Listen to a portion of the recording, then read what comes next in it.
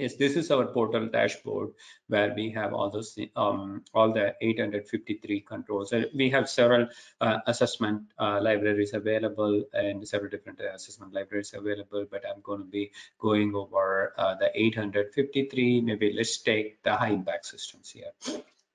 Right. So the way it would work is essentially we will start off with the assessment, and you will capture, who are working with, who are the participant, who are part of this assessment and thing. You will just use the add button here and then add it.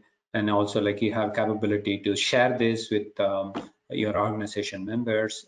You can add additional members and things and then share. Say, for example, access control, you are not the primary person who's handling the access control. So you could assign that particular task to one of your organization members and things, right? So here, as you could see, there are all these different families that we looked at in the 853 slide deck.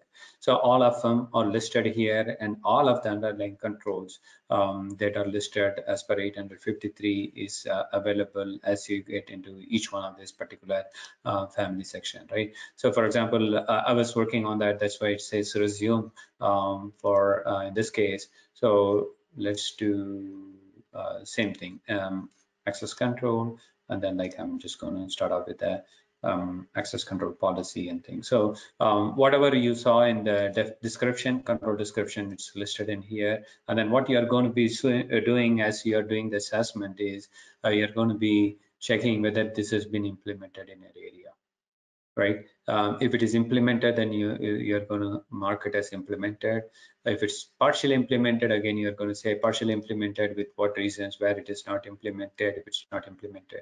All this information you will capture here. And this essentially goes back to our earlier slide on tailoring the guidance according to your needs, and also documenting the reasons for doing things or for not doing things, right? So this essentially, this platform helps you to capture all these things in a nice way within the platform, and you basically capture it here. And then let's say you have some supporting documents, policies and procedures for access control, so you could upload them here, right? And then like even let's say you want to, as a customer, you want to go through this whole go through the whole thing, and then do the assessment, and then share that with an external auditor or a third-party auditor, or even your customer. So you should be able to do that as well. I'll go through some of those things with you. And then also we kind of made it as more collaborative platform, right? Say, for example, if you have to add some comments and your organization members want to see, for example, if you don't understand this particular control account management, what exactly it is and thing, then you should be able to, do a collaborative collaboration with your organization members and be able to work with your organization members and things. So what I'm going to do is, just in the interest of time, I'm going to skip those things and then going to go directly into the action plan section, where what happens is, like, any of those controls that are not in place, what you want to do is, like, you want to develop a plan.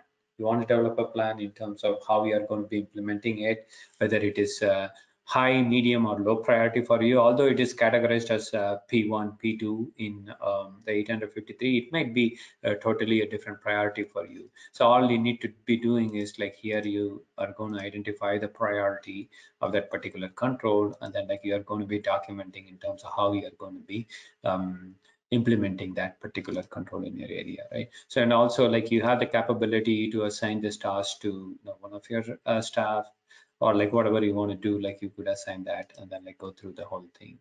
And what happens is, like, you go through the action plan section, you complete all the action plan. I'm just going to skip that in the interest of time. And then like you kind of develop the high level summary in terms of what did you go through, and like what is your key findings and stuff. And then, like, since I haven't finished a lot of these things, it still shows up as an answer, but this is essentially is how it will show up, once you're done with your reporting. Then like all you would do is, like, you will go in here and then generate and view the report. I'm going to just show you the HTML report that's available for you.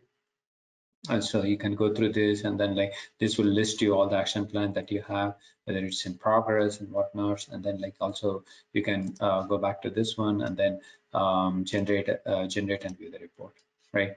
So while it's generating the report, I just wanted to show, yeah, you can also actually share some of these information with your customer. So for example, if you want to share your 853 assessment to a third party, then like you could say, this is your public link that you could share with your people. So that way, like only the person who has this URL could see that. Otherwise, like you could also share just a summary report with them. You don't need to share the entire report because you don't want to share your internal information system details and stuff. So you could just share the summary. You could add users and stuff, right? So if you see here, the report is ready now. If you all the different sections that are in here, that's listed, and then all the information that are provided there. So this kind of gives a good. Usually, what we do is if your customer is requesting for 853 assessment summary report, then we take it up to section 3 and then share that with our customer.